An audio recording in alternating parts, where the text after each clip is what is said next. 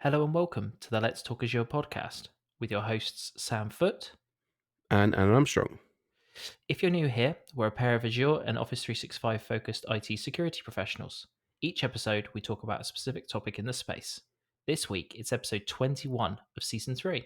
We're going to have a chat around our end of season recap. We've been going for 21 episodes this season. So we're going to take a little bit of time this episode to sit back, reflect, talk about the episodes that we've had, our plans for the future, and also we're going to do a wrap up of Microsoft Build because that was this week. So, Alan, how are you doing? Hey Sam, I'm not doing too bad. Can't believe we're at the end of the season. I know it Yeah. seems when as I read episode 21 of season 3, it kind of amazes me how fast our 20 episode seasons actually go now.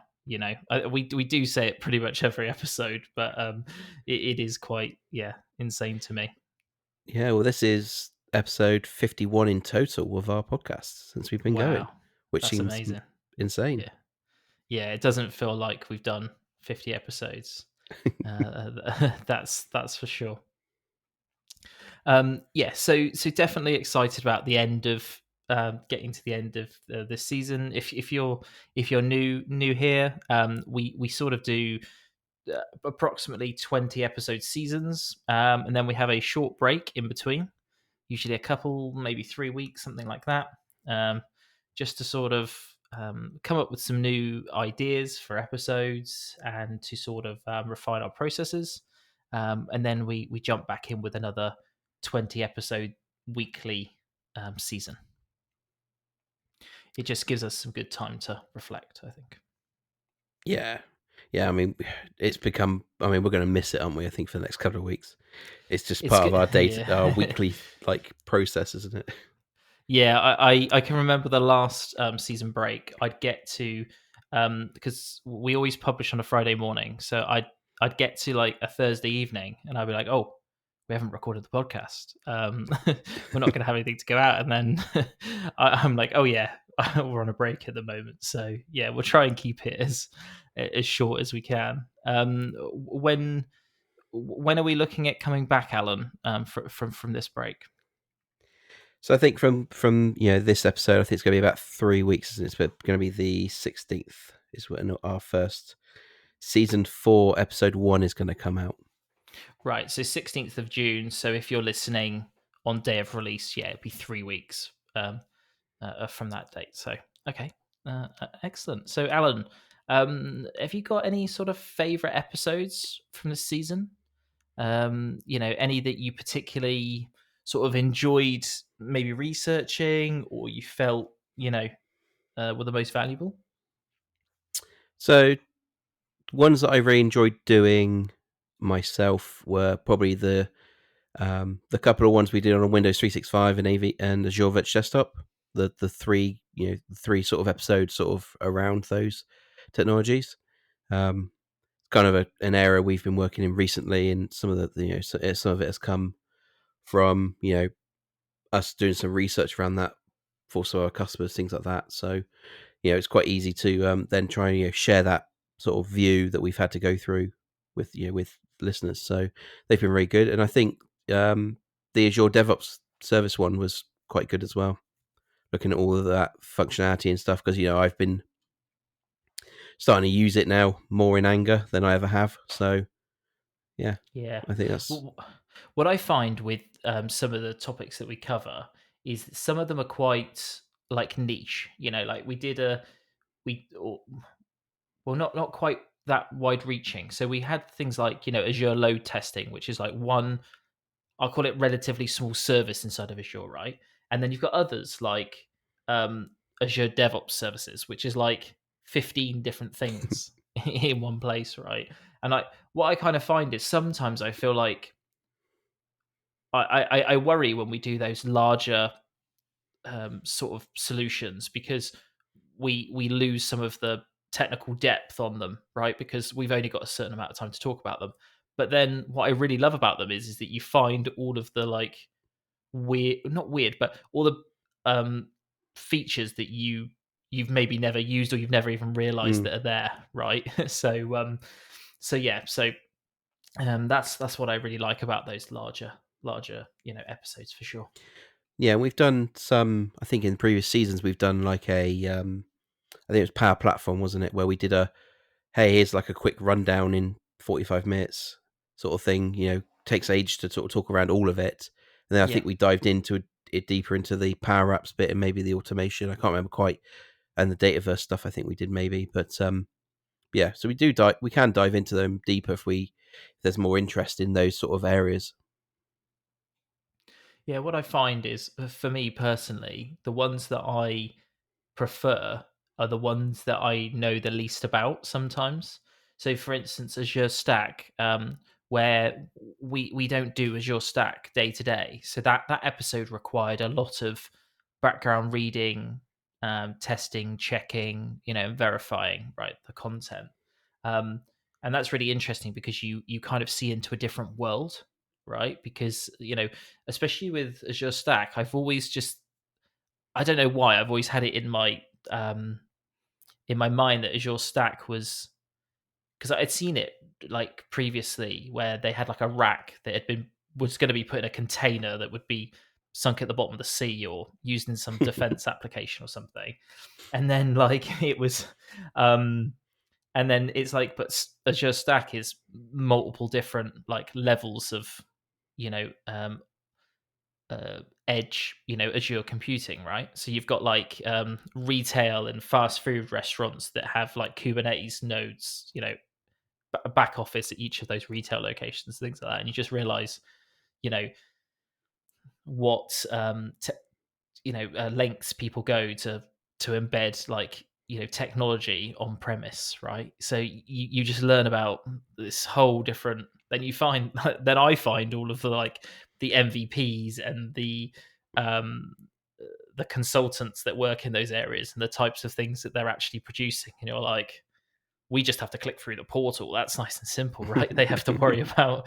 Do you see what I'm saying? So they work in these really harsh environments. So, but then on the other side of it, when we do have a topic that we are more familiar with, let's take something like Azure static web apps. I've built over my time a lot of Azure static web apps, so there's a lot of functionality in there that is just you know sort of it's there. I already know it to explain it. So they're sort of easier episodes, but for me personally, I find that the ones where we have to sort of go off the beaten path, so to speak, are really really good. Yeah, I see what you mean. I kind of prefer the ones that I know, but not because I know them, but because I then have to find out all the new things that I've not caught up with Yeah. because it's been 6 months or whatever, and there's like, Yeah. oh, there's all this new stuff. Intune suites now come out, and there's all this other capability. Yeah. Windows. Like a couple of days ago, Windows 365 boot came out, so you can Yeah. boot to your thing. That would have been great for one of those episodes that we've Uh, done. well, I had that with cognitive services. Like when like the last time I actually ran cognitive services in production, there was a lot less models and functionality there. And then I opened the documentation, and I was like, okay, there's a lot more to talk about now. And I thought this was going to be quite a small episode. So yeah, it's really interesting because I think that's one of the. I was actually talking to somebody about this today. Sort of the biggest challenge is just keeping up more than anything, isn't it? Mhm. And um trying to keep fresh. But there's because we talk about Azure and 365. There's just so much being deployed and new features being rolled out that it's it's quite frankly impossible to keep up, isn't it? On everything. That's for sure. Yeah, definitely. It kind of feels like you take what am I thinking of? Take shifts in different areas. Yeah, You yeah, go for sure. here, right? I'm doing this stuff now. Right, let's learn everything here. Then I jump to the next one, Yeah, and then you have to sort of rotate with it all. yeah, And some of that's triggered by these episodes sort of thing, or some of our day to day customer work. yeah. Um, Yeah, So definitely. So, next season, Alan, I don't want to give too many spoilers away. Are there any certain areas that you personally want to focus on in the next season?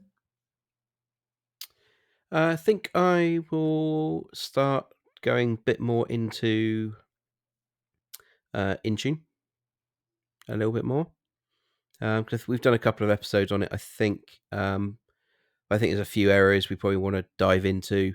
Yeah, the modern hybrid working, things like that. Help manage those environments, things like that. I think that's kind of a key area. There's probably a load of things around. Yeah, because I'm always going to come from probably the security side of it. But Defender for Cloud has had some big changes recently as well with some of its capability. So yeah, I'll probably Yeah, start definitely. focusing around some of those bits, and there'll be some other things that come out, I'm sure. So, Yeah, what about you, Sam? definitely. Um, I really enjoy the infrastructure developer focused topics.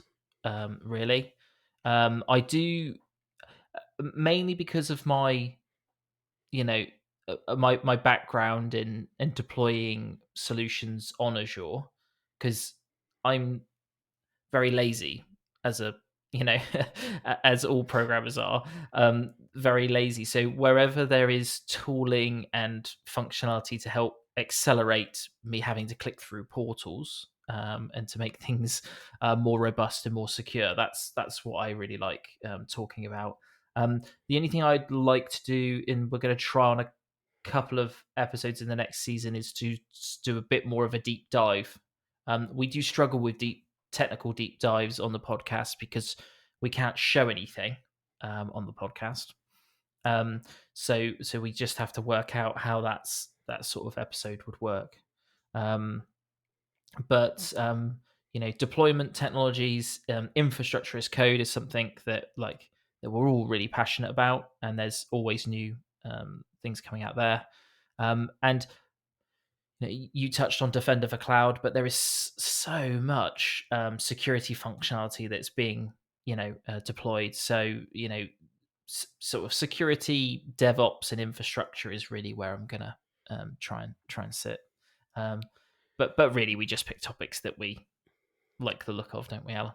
And we're passionate about. Yeah, I mean, I'm sure we will do a episode on some form of Copilot that's come Yes, yeah, out of from Microsoft because as you know, it's now potentially going into Windows 11 now, so it's going yeah. from bottom to top. you know, It's funny. I was talking to somebody about the podcast the other day, and they were like, "Why haven't you done a Copilot episode?" And I said, "To be honest with you, there's so many updates with it. It's just at the moment, I think we need to do a demystifying the co-pilots, right? At some point, because there's just yeah, it's AI is being layered in everywhere, isn't it? So I think yeah, it's going to take a bit of time for us to really see the impact of that, and how um because outside of cognitive services, I'm not really using any of that functionality day to day, so it's hard for me to comment on like its efficacy and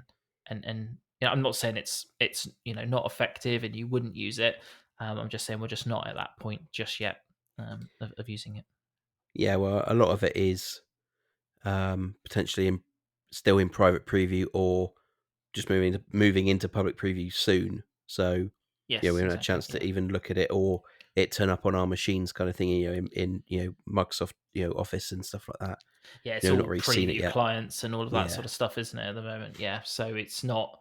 It's coming. It's definitely it's definitely and feels like it's here to stay. So yeah, I'm sure in the next 20 weeks of episodes, AI will make an appearance. A co-pilot will make an appearance somewhere. Definitely. Okay. So yeah. So that's really the recap, I suppose, of season three. In our downtime, we'll also make some changes to how we record the podcast, our process, and bits like that. So hopefully, we'll try and experiment with some different um, episode formats and things like that. to keep things interesting. So, do you want to move on to Build, Alan, and some updates from Build this week? Yeah, sure. So yeah, Microsoft Build was this week. I think it ended last night, maybe, or wow, yeah, this week anyway. So yeah, there's quite a bit in there. There's a fair few bits of Copilot. As I kind of said, Windows 11 is now going to be introduced with Copilot at some point, probably in one of the insider builds. So I look forward to seeing that when it turns up on my work laptop. What else came in? So there's quite a lot in. Again, it is. I think a lot of this is a lot of. I think quite a lot of it is AI orientated, isn't it, Sam? There's quite a bit in there around a few of the other co-pilots coming in. There's definitely a bit more in the Power Platform around Copilot. Yeah, we're seeing it layered in everywhere, aren't we? As we spoke about, that that partnership between Microsoft and OpenAI is reuse of those GPT style models and other models, to be fair, all the way through Microsoft's product offering, right? From Windows to Sentinel to you know everything in between, right? So I think I think we're just going to see that more and more. I don't think I can predict where we will next see that functionality pop up, but um, it's definitely here uh, and to stay. Yeah, exactly. So some of the other stuff in Power Platform is more around accelerating data-driven apps from development. So looking at it, some stuff came in that from an Excel spreadsheet you can bring that in and build an app, a model-driven app. So that sounds really good. I mean, I've not seen too much about that. I wonder if that's just going to build you the Dataverse tables for you based on that data, maybe, or maybe it is going to be driven from SharePoint or OneDrive Excel, Excel app, Excel file, and it's pulling the data directly. That would be interesting. Because haven't we got AI driven um, Canvas app building and Yep, designing? support. Haven't we? Yeah, That yeah, wasn't this time, was it? That's been announced for previously, hasn't it? yeah. It kind of came around. Was it an I, Ignite? I can't remember if it was Ignite or if it was this year, but kind of around Microsoft Secure time when they announced the Microsoft, the Copilot for security, Yeah, because that's when they kind of did a bigger announcement. 'Cause I think was it only this year when they invested into OpenAI? I think it was this year. yeah. They're official public, Yeah, purchasing of announcement. Yeah, investment of 50 and transfer of 50% of the company or something like that. I can't remember. Yeah, yeah, big investment though. yeah. So they're just moving Copilot into things like the Power Pages, and they've also made advancements already into the Copilot in Power Apps. So Right. Okay. it's even that we're already on revision 2 of it, which is great. I Yeah. haven't even checked out for revision 1 yet, but Yeah. Exactly. but um, but yeah. So Sam, do you have any sort of topics that caught your eye? um, I suppose my big thing that jumped out at me um, was Microsoft Fabric, which is a sort of collective wrapper around a lot of previous and potentially new data functionality. So things like Data Factory, Synapse, Power BI, wrapped in around one sort of product solution, Microsoft Fabric. I think this is the same idea of what Microsoft did around Microsoft Entra and the identity solutions that they have, where they took some new and some previous functionality and wrapped it into one sort of cohesive product offering. Also, think about things like Microsoft Purview, where there were lots of sort of independent compliance, functionality where they wrapped it into one solution area. So yeah, Microsoft Fabric. They've also, I think we should probably do an episode on Microsoft Fabric because they've rebranded some functionality and joined some functionality together to make a lot of those data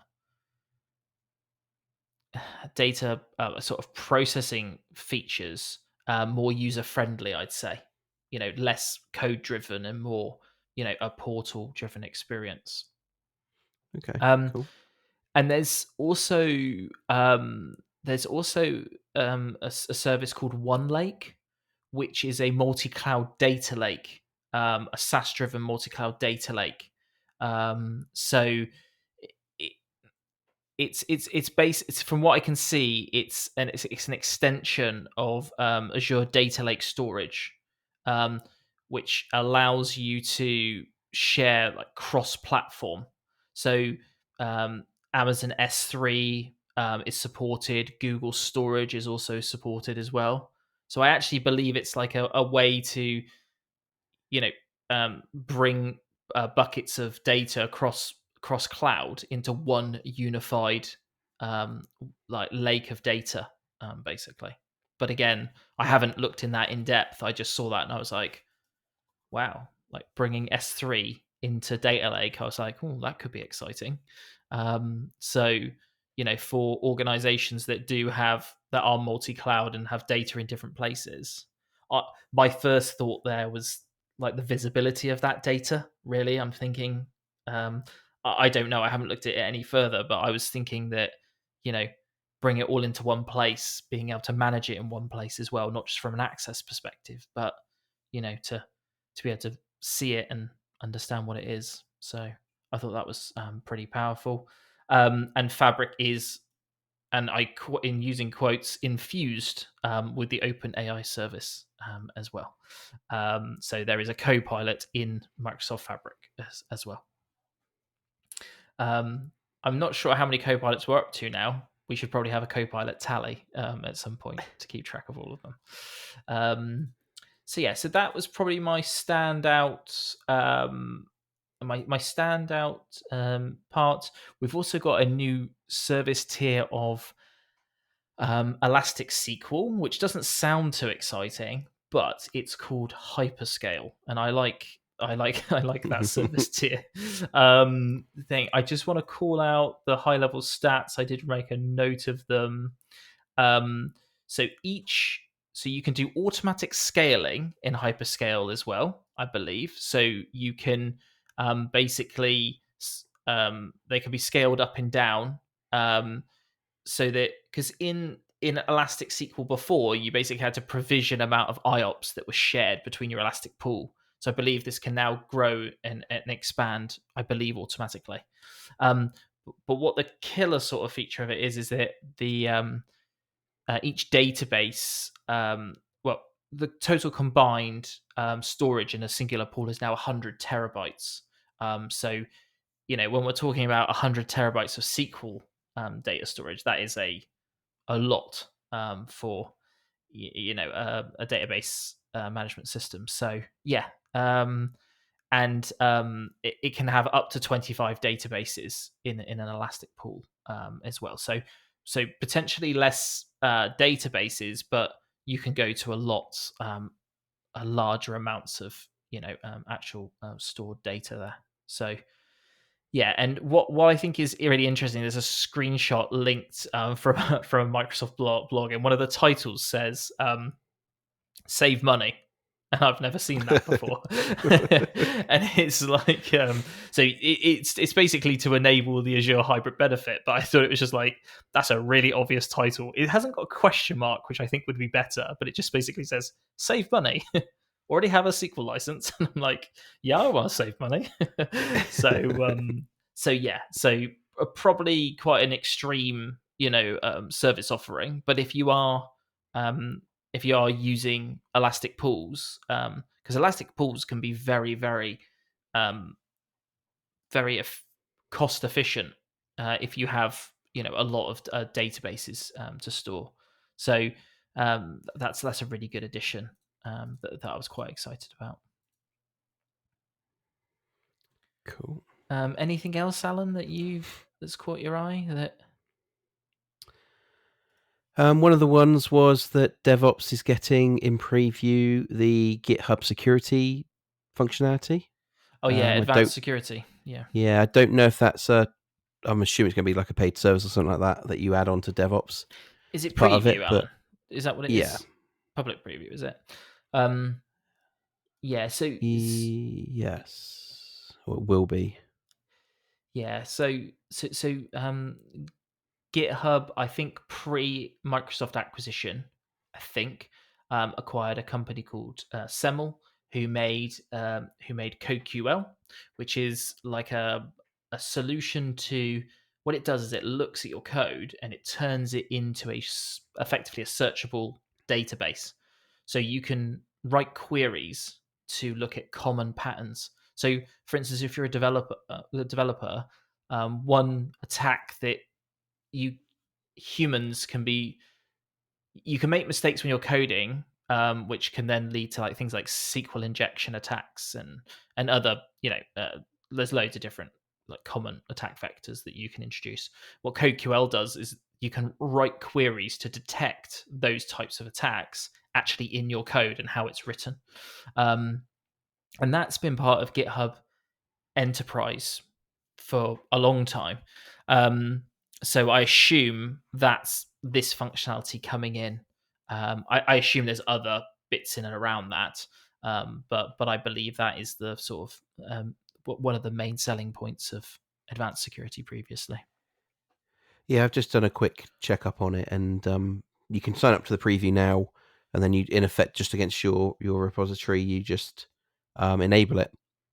But in effect, it's the same price as GitHub Advanced Security is on GitHub. So I think it's $49 per active committer per month, Yeah, yeah, and that sounds the right. billing's Yeah. done for Azure. So wherever whenever you commit, you submit your if you've got you're paying for some workers and things like that on your Azure DevOps, then it will just use the same subscription for it. Okay. Yeah, it's interesting that we're now getting sort of this convergence between GitHub and DevOps, right? Where we seem to get a lot of like cross usage of the same functionality. I don't know the best way to but it's all shared, isn't it? Right now, when we've got sort of GitHub branding functionality coming across to DevOps side, right? They're not pushing us down one or either side, are they? They're saying both exist, both are ecosystems that they're going to support, and they're sharing functionality between them, which is a great thing to see, I suppose. Because if you are a DevOps driven, I mean Azure DevOps driven organization, then the jump to GitHub could be quite a dramatic one, couldn't it, for you? Yeah, we definitely haven't heard any announcements of one's being merged into the other, have we? Or there's a new No, product which is the combination or anything like that. no, definitely, Um, yeah. Which is what interesting, really. Yeah. one thing that sort of came out of Build that isn't on our sort of list is they brought a new app out for Windows called Dev Home, I think it is. Um, in effect, it allows you to hook at the moment to sign in to GitHub, and then you can see your. It's kind of. I think the plan is that you can then see it automatically does your repos and shows them in your file explorer as like Git repos kind of thing, rather than you having to try and work go to your development folder and things like that and see them. As well as it can then tie into things like pull requests or things like that, so you can see it's like bringing some of that dashboarding from the site to an app in your in Windows as widgets. So I suppose it's kind of like, you fire up your machine in the morning, you go to dev home, right?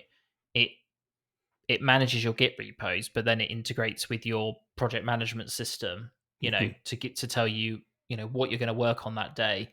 what pull requests waiting for you to review, that type Yeah. of thing, right? Um, and like you say, yeah, just having one singular place where that information is, I suppose, is pretty powerful, isn't it? Yeah, and it can also use winget configurations files, and it can then build your machine as well Okay, with all got your it. Right. application everything. Yeah, Yep. providing you've got that YAML file that does all that. Yep. Um, but yeah, at the moment it's only GitHub, but there is some. When I was looking at the repo on GitHub for it for the app, there's a feature request in there for Azure DevOps, and it's Okay. pretty high up on the list. Yeah, I bet. So Yeah. Yeah, definitely. Yeah, that's interesting, isn't it? Um, yeah, like, and I think anything that can help, people get started, right? Because things like, even for sort of us Azure 365 people, like infrastructure as code is big for us.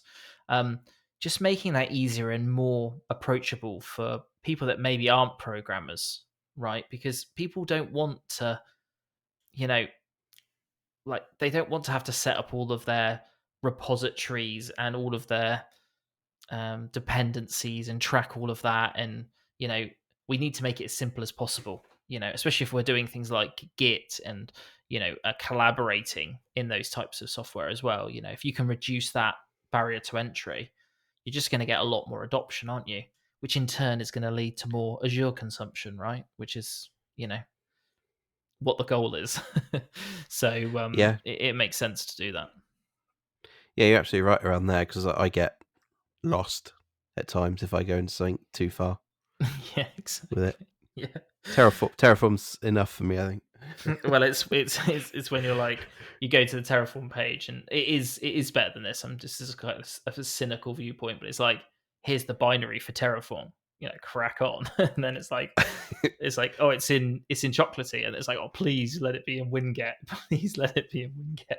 And there it is there, and you're like, oh, okay, cool. It's easy to install, right? So um that's not a fair representation, because Terraform does a really good job of documenting that. Yeah, But that's just you know like Terraform's a HashiCorp is a large organization. They've got a lot of people with good documentation and guidance. A lot of other tooling out there that's really good doesn't have that level of support. So yeah, anything to make you know our lives easier, and anything that makes it easier for me to convince people to do infrastructure as code is a win in my book, to be totally honest with oh, I do like a bit of infrastructure as code now. you. Yeah, exactly. Sorry. um yeah, that's pretty much. I mean, there is loads in build, and I think, to be honest with you, a lot of the announcements are actual episodes in their own right. To be totally honest with you, the only thing I did just want to call out is the book of news. If you're not aware of the book of news, I believe it's every, and correct me if I'm wrong, Alan, large Microsoft event. uh, Ignite, build, inspire. Yeah, Now I think security. Security didn't have my one, did it? the security one I can't remember if it did or not because it was quite a new one, wasn't it?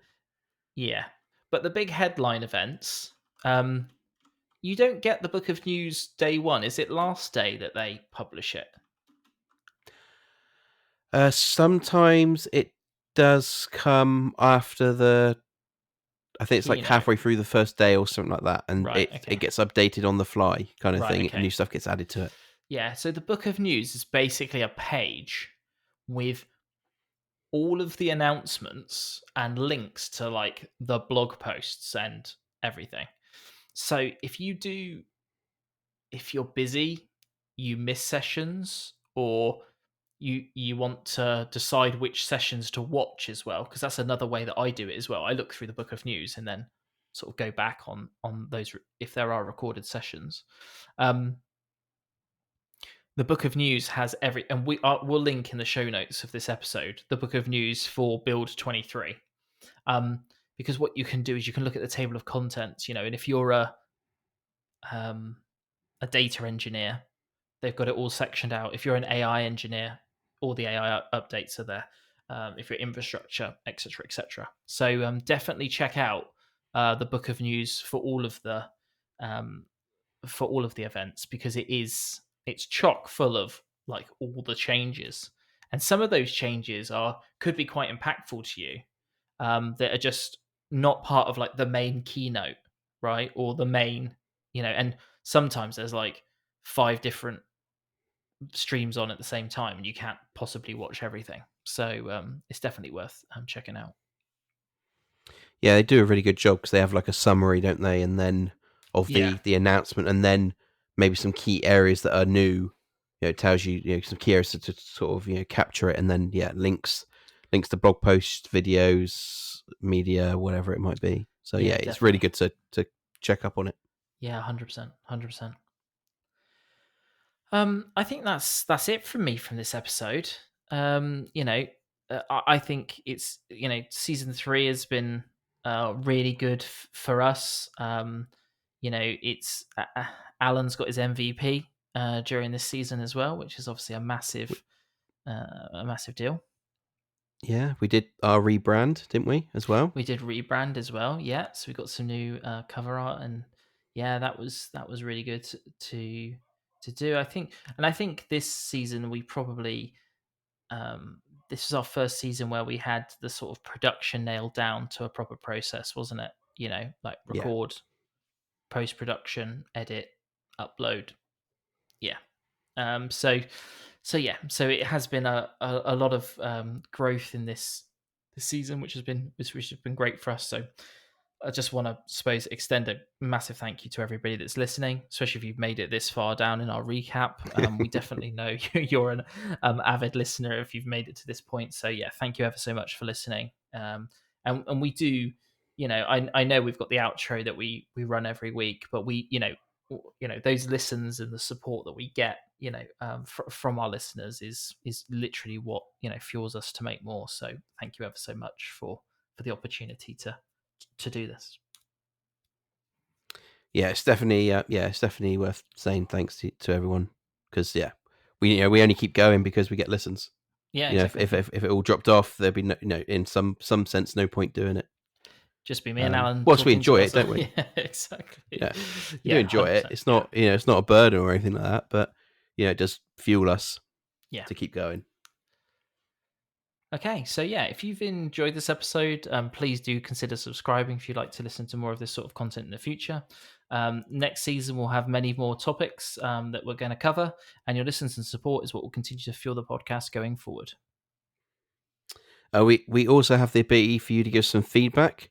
Did you enjoy this series? Did we miss anything out of any of our episodes? I'm sure we did, Alan. Do you, yeah, I'm sure we did. Is there anything that you want us to cover next season? This is the time to let us know so we can start building it into our content. Any time when we're on our episodes, you can suggest some content and we can change our content's never rigid, is it? It's always fluid. Yeah. If something else comes up, we always add something in. So send us some feedback on our link. Let us know how we're doing. If you want to, you can send us a voice message and we can try and do an episode like we said last season where if we get enough, we'll do a blind react to them and respond to Q&A them. session. Almost Yeah. like a Q&A session. Happy to do that. It's just we need the listeners to give us some ideas about some questions, things like that. So yeah. Perfect. Thank you very much, Alan, and we'll catch you guys in the next season. Yep, thanks everyone. See you next season. Bye.